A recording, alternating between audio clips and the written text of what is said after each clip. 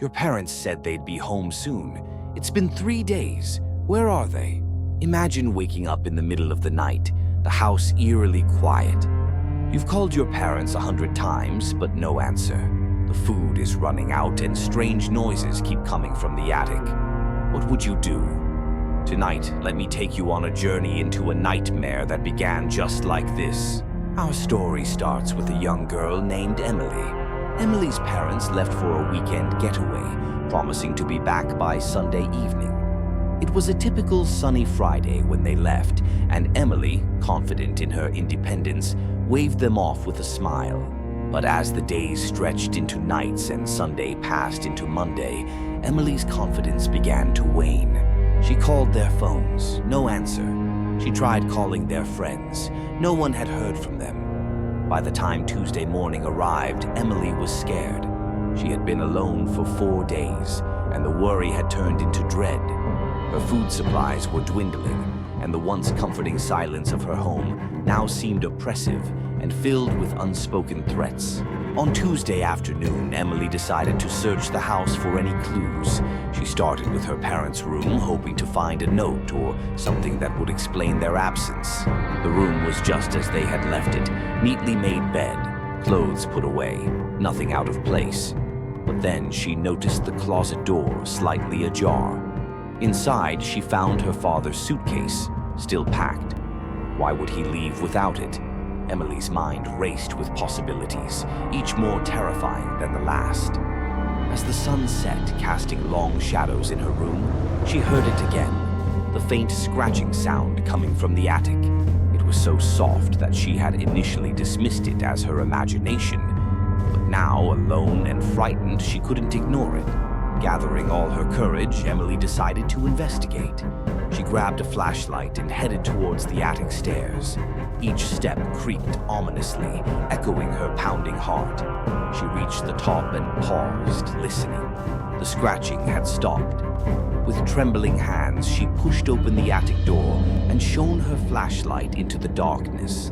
The beam of light revealed old boxes, forgotten toys, and cobwebs.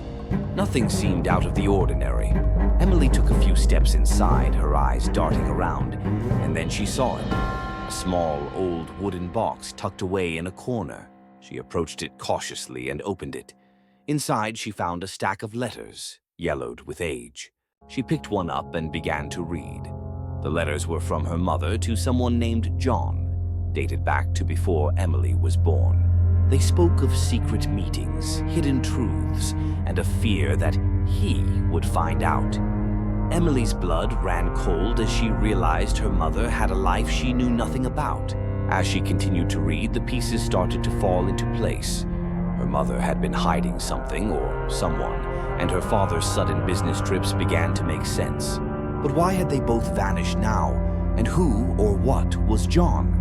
Suddenly, a loud bang from downstairs jolted her out of her thoughts.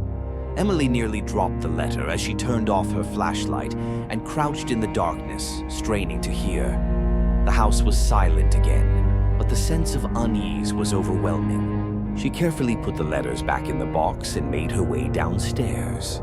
Reaching the bottom of the stairs, Emily saw that the front door was wide open. She was sure she had locked it. Her heart pounded as she slowly approached the door, peeking outside into the darkness. There was no sign of anyone, but the night was thick with an unsettling stillness. She closed the door and locked it again, double-checking this time. Turning around, she nearly screamed. Standing in the hallway was a shadowy figure, tall and menacing. She fumbled for the light switch, and when the lights flickered on, the figure was gone. Emily's breath came in short, panicked gasps as she backed away, her mind racing with fear and confusion.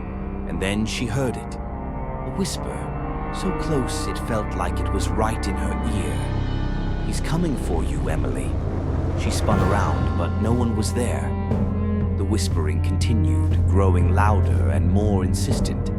"He's coming for you." Emily ran to her room, slammed the door, and locked it. She grabbed her phone and tried calling her parents again, her hands shaking.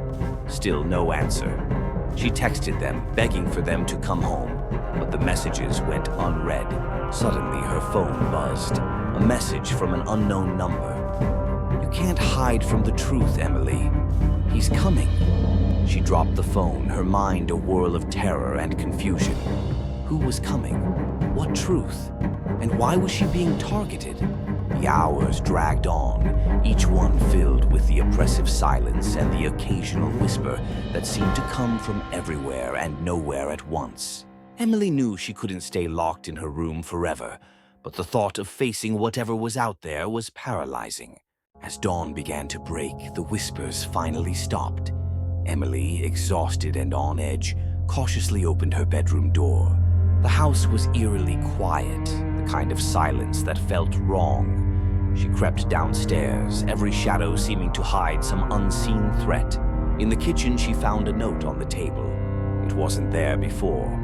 With trembling hands, she picked it up and read, "The truth is closer than you think. Find John." The note was unsigned, but she knew it was meant for her. What will Emily discover next? Subscribe to Creeptale and watch the next story to find out.